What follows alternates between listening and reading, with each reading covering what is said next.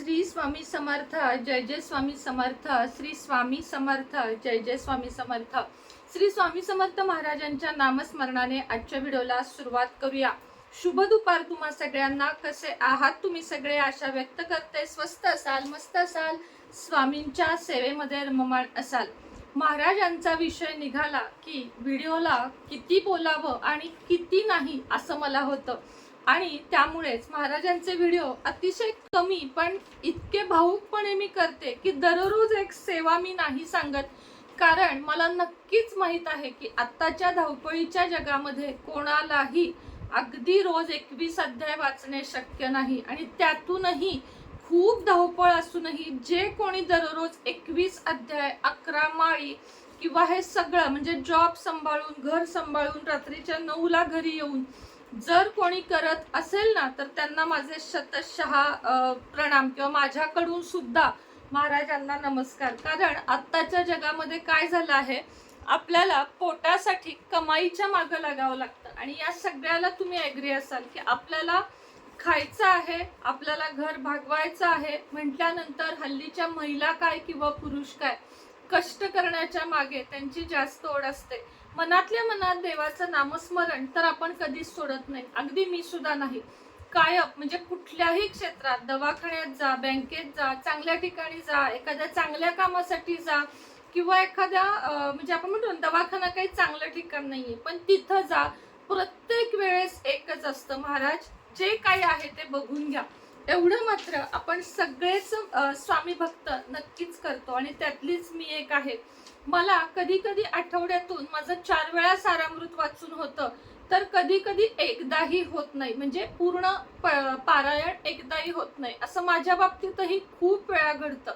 मात्र यावेळेस मी ठरवलेलंच आहे की इकडची दुनिया तिकडं होऊ दे, पण स्वामी प्रकट दिना दिवशी मी संपूर्ण 21 अध्यायाचं पठण नक्कीच करणार आहे, आणि त्या दिवशीपासून 108 दिवस मी स्वामी समर्थ महाराजांचे 108 पारायण करणार आहे, आणि दररोज एक शॉर्ट व्हिडिओ त्याचा मी तुमच्या बरोबर शेअर करणार आहे. कारण वेळ नाही, वेळ नाही, वेळ नाही हे आपल्यासाठी झालं, पण महाराजांना एक्झॅक्टली आपला तोच हवा आहे, तो म्हणजे थोडासा वेळ. बाकी काम करा हे महाराजांचं म्हणणं नक्कीच आहे. सगळं सोडून सेवा करत बसू नका, किंवा तासनतास माझे ग्रंथ वाचले तरच तुम्ही स्वामी सेवेकरी आहात का, तर अजिबात नाही. पण मनातल्या मनात महाराजांचे स्मरण करा हे मात्र महाराजांचं नक्कीच म्हणणं आहे. देव कशाचा भुकेलेला आहे, तर देव भक्तीचा भुकेलेला आहे. आणि माणूस कशाचा भुकेलेला आहे, तर अगदी कटू सत्य, माणूस सध्या पैशाचा भुकेलेला आहे. माणसाला हल्ली हवस यातून वेळच मिळत नाहीये. तुम्ही बघा की कोणत्याही एका स्त्री आणि एखाद्या पुरुषाचं नातं कधीच निर्मळ नसतं. कितीही आपण त्याच्याशी निर्मळता जोडण्याचा प्रयत्न करा, पण प्रत्येक गोष्टीमध्ये हल्ली चुकीच्या गोष्टी जास्त घडतात, की कुणी असं सरळ जायला बघतच नाहीये.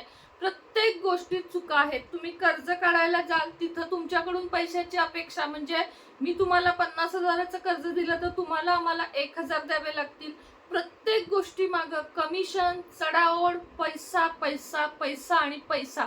आणि या सगळ्यामध्ये आपण भक्ती भाव, देवाला वेळ, देवाचे नामस्मरण या सगळ्याला विसरत चाललो आहे. मला मान्य आहे की प्रत्येकाला दररोज अभिषेक वगैरे सगळी देवपूजा करणं शक्य नाही, पण आपल्या स्वतःसाठी, देवासाठी, मनशांतीसाठी किमान 5 मिनिटं देवघरासमोर बसा. काहीच नाही तर कोरडी पूजा तरी करा. आता कोरडी पूजा म्हणजे काय, तर तुम्ही दररोज जी फुले वाहता ती फुले काढा. देवघरावर कधीही सुकलेली फुले ठेवू नयेत. मला जेव्हा वेळ नसतो, म्हणजे देवपूजेला मला कधी कधी खरंच वेळ नसतो. आता कालचीच गोष्ट घ्या, मी काल सकाळी 10ला घराच्या बाहेर पडले, ती 6ला आले, आणि मला नाही वेळ झाला. पण जाता जाता किमान देवावरची पहिली फुले उचलायची, त्यानंतर कुठे तुम्हाला कचरा दिसला तर तो कपड्याने किमान साफ करायचा, नामस्मरण आतल्या आत करायचं, त्यानंतर दिवा लावायचा. आठवणीने देवासमोर दररोज दिवा लावा.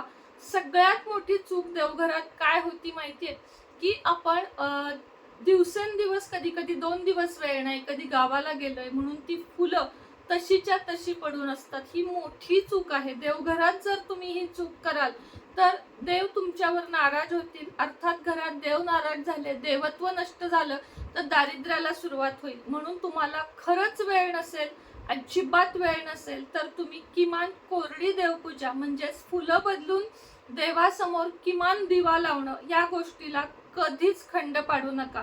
त्याच पद्धतीने बघा, मी म्हणजे ना, मला सुद्धा देवपूजेचे व्हिडिओ बघायला आवडतात. कुणाकुणाचे जर मला कधी दिसले शॉर्टमध्ये वगैरे, वेळ असेल तर मी बघते. काही काही लोकांच्या समया या काळ्या कुट्ट झालेल्या असतात, त्याच्यातल्या वाती ते बदलत नाहीत. अगदी 15-15 दिवस तीच वात वापरतात. ही सुद्धा एक चूक आहे. मान्य नसेल वेळ तुम्हाला तर तुम्ही टिश्यू पेपरनी किमान दिवा स्वच्छ करा. त्यामध्ये दर 2-3 दिवसाने तरी वात बदला. ती पहिली वात कधी कचऱ्यात टाकू नका, तर ती कापुरासोबत रोजच्या रोज जाळून टाका. कारण त्यामध्ये तुम्हाला माहिती आहे ना की दिव्यामध्ये इतकी ऊर्जा असते की दिवा म्हणजेच आपली पूजेची साक्ष. म्हणजे दिवा लावल्याशिवाय पूजा अपूर्णच आहे. अग्नीला साक्षी घेऊन आपण दिवा लावतो आणि तो जो दिवा असतो, अखंड दिवा असेल, दररोजचा दिवा असेल, तर आपली पूजा देवापर्यंत पोहोचवण्याचं काम दिवा करतो, म्हणजेच अग्नी करतो. दिव्याला सुद्धा खूप मोठा मान आहे. म्हणून दिवा हा स्वच्छ चकचकीत असावा. नसेल चकचकीत किमान काळा तरी नसावा. किंवा त्यात बरेच जण आपल्या स्वयंपाकाचं, म्हणजे मी त्या व्यक्तीचं नाव नाही घेत, पण मी हे पाहिलेलं आहे डोळ्यांनी एका घरामध्ये, की आपण जे तळणाचं तेल असतं की नाही, पुऱ्या असेल, फराळाचं सामान, फराळाचे पदार्थ असतील, त्यातलं उरलेलं तेल सुद्धा दिव्याला वापरणारे लोक आहेत. पण हे खूप चुकीचं आहे. जो आपल्याला भरभरून देतो, जो आपल्याला 2 वेळचं जेवण देतो, त्याच्या बाबतीत आपण असं करणं, थोडक्यात उष्ट तेल वापरणं, ही खूप मोठी चूक आहे देवघरात. आणि चुकून माकून 100 1 जण जरी तुम्ही करत असाल तर असं करू नका. दुसरी चूक दिवा लावताना बरेच जण करतात, तेल आणि तूप एकत्र किंवा डालडा आणि तेल एकत्र. अजिबात करू नका. आपली परिस्थिती नाहीये ना तुपाचा दिवा लावण्याची, अगदी मान्य आहे. आपण ते चमचाभर तूप मुलांना देण्याचं बघू, एक जर आपल्याकडे नसेल तर. अशा वेळेस साध्या तेलाचा दिवा लावा किंवा सरळ उदबत्ती लावा. देवाला म्हणून नाही मी लावू शकत, माझी नाहीये परिस्थिती, पण तूप आणि तेल एकत्र करून दिवा लावू नये. कारण तुपाची ऊर्जा वेगळी आहे, तुपाच्या दिव्याचे महत्व वेगळे आहे आणि तेलाच्या दिव्याचे महत्व वेगळे आहे. त्यामुळे ही पण एक चूक टाळा. देवघराच्या आतलं जे कापड असतं ते सुद्धा शक्य झालं दररोज बदला. नुसतं पाण्याखालून काढा. नाही शक्य झालं 4 दिवसातून एकदा तरी ते कापड अवश्य बदला. देव पुसण्याचे कापड सुद्धा स्वच्छ असावे, कॉटनचे असावे. कुठं जुनं काहीतरी फाडलंय आणि ते तुम्ही देवाला पुसायला घेतलंय, नाही करायचं. एक छोटा रुमाल, 10 रुपयाचा एक रुमाल आणा, तो तुम्ही महिनाभर वापरा, स्वच्छ करून वापरा. 1-2 महिन्यानं तो बदलू शकता.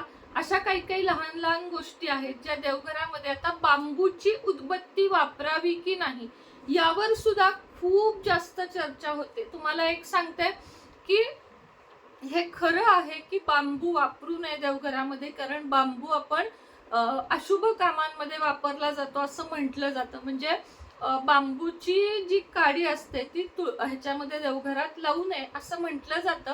पण मला एक माहिती आहे की आपल्या मागच्या 3 पिढ्या उदबत्ती वापरत आलेल्या आहेत, त्यामुळे अशी काही खूप मोठी चूक आहे असं मला नाही वाटत. पण जर इच्छा असेल, आता माझ्याकडे स्वतःकडे बांबूलेस अगरबत्त्या आहेत, तुम्हाला हव्या असतील तुम्ही पण घेऊ शकता. मात्र 130 रुपये 200 रुपये अशी त्याची किंमत आहे.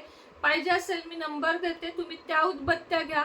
धूप घ्या, धूप पण आपल्याकडे खूप छान छान आहे. धूप वापरा, उदबत्तीच्या ऐवजी धूप, कप धूप हे वापरा. सगळं आपल्याकडे आहे. तुम्ही सांगा ताई आम्हाला हवे आहेत, नंबर द्या, पत्ता द्या, पैसे पाठवल्याचा स्क्रीनशॉट द्या. बांबूलेस अगरबत्ती हे सगळं आपल्याकडे आहे. तुपाच्या वाती करायला बऱ्याच जणांना वेळ नसतो, त्यामुळे गाईच्या तुपाच्या 1 तास 10 मिनिटे चालणाऱ्या श्री स्वामी समर्थ नावाच्याच आपल्या त्या हे आहेत, तुपवाती आहेत. तर त्या 50 वातींचा डबा आपल्याकडे उपलब्ध आहे, तर तोही तुम्ही मागवा.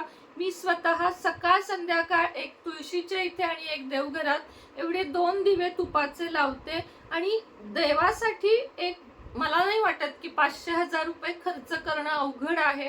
कुठेही जातात आपले, म्हणजे नॉन व्हेजिटेरियन प्रेमींना तर मी नक्की सांगू शकते की तुमचे त्यासाठी जात असतीलच, तर यासाठी घालवा. काही हरकत नाहीये, काही वाईट होत नाही, सगळं चांगलं होईल जेवढं आपण देवासाठी करू. आणि हो, जाता जाता अजून एक सांगावंसं वाटतं, लक्ष्मी कुंचन गुढीपाडवा स्पेशल पटपट बुकिंग करा. म्हणजे गुढीपाडव्या दिवशी तुमची सगळ्यांची ह्याची पूजा मी करेन. अजून तुम्हाला देवी देवतांच्या कोणत्याही अष्टधातूच्या अभिमंत्रित मूर्ती पाहिजे असतील, कोल्हापूरची अंबाबाई असेल, तुळजाभवानी असेल, किंवा कोणतीही देवी देवता, साईबाबा, स्वामी समर्थ महाराज, कोणत्याही अष्टधातूच्या देवी देवतांच्या मूर्ती पाहिजे असतील, अक्कलकोट स्वामी समर्थ महाराज मूर्ती, तर तुम्ही मला खाली दिलेल्या नंबरवर व्हॉट्सअप मेसेज करू शकता. तुमच्या विविध समस्यांवर विविध क्रिस्टल ब्रेसलेट आपल्याकडे उपलब्ध आहेत. तुमची समस्या सांगा, त्यावर तुम्हाला सिद्ध करून दिले जाईल. तर त्यासाठी सुद्धा खाली दिलेल्या नंबरवर तुम्ही संपर्क साधू शकता. आजच्या व्हिडिओमध्ये इतकंच. पुन्हा भेटेन नवीन संध्याकाळच्या व्हिडिओ सोबत. तोपर्यंत तुम्हा सगळ्यांना श्री स्वामी समर्थ.